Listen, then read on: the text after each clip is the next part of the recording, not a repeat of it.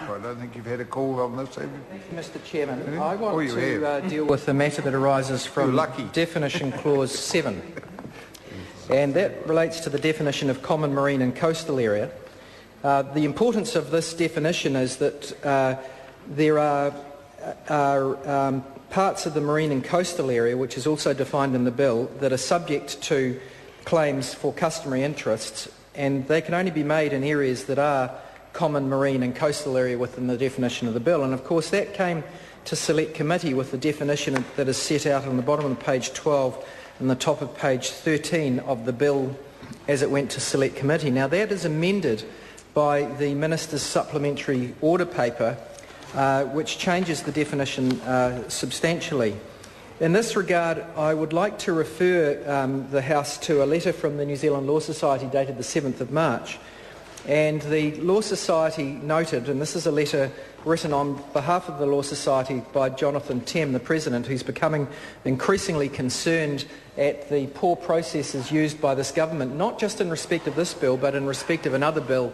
And indeed, as we sit here in another part of this complex today, similar poor processes being adopted in respect of a telecommunications bill.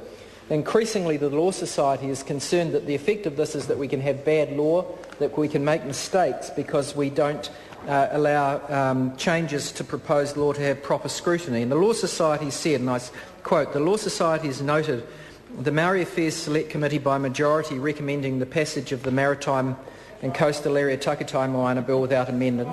The appended list of possible amendments prepared by officials in light of submissions received." Mr Henare says, what's wrong with that? Well, he should listen to the rest of the letter from the Law Society because there's lots wrong with the process. They continue to say at paragraph C of their letter, your subsequent public statement that you intend introducing amendments to the bill, presumably by way of supplementary order paper on its return to the House, and that one such amendment will be to require that negotiated agreements concerning customary marine title be given effect through legislation. The Society is concerned that the foreshadowed process of introducing significant amendments by way of the SOP procedure will remove the opportunity for pre-legislative scrutiny of these amendments. There are two specific concerns, and then it notes them, and I haven't got time to go to them in full, but essentially you don't have as much public scrutiny of amendments that are proposed. Oh, is that all, says Mr Quinn? Is that all? You know, that's actually, is that all? It is pretty revealing of the attitude of the government to proper processes so that we don't make mistakes as to law.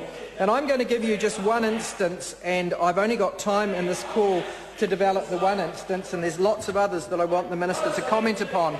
But Clause 7, as it came to Select Committee definition of common marine and coastal area, said that excluded from the definition of common marine and coastal area were any area that immediately before the commencement of Part 2 is owned by the Crown and also has the status of any of the following kinds, and then it lists conservation areas within the Conservation Act, national parks, reserves within the meaning of the Reserves Act, and wildlife management reserves. Now, the Minister has already talked about paragraph C, which related to the Taiwhanga Lagoon and the Chatham Islands, but he's made no reference to the changes that are being made to subparagraph B and the reason therefore. And so I've got some questions for him, because I'm actually not sure what the import of this is.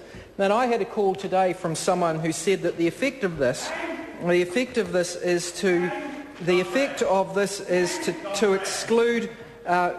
exclude from the exclusions areas such as the Hauraki Gulf Marine Park. Now, the Hauraki Gulf Marine Park Act creates a marine park that extends from the Firth of Thames out to Little Barrier Island and Great Barrier Island. Now, those islands no doubt include areas of foreshore, and there are no doubt areas of seabed that are affected by the Hauraki Gulf Marine Park Act. Now, I would have thought that given that preceding the Act, those areas were vested in the Crown, those areas would have been protected under the existing definition that came to Select Committee, and those areas would be outside of areas for which there could be claims of customary marine titles.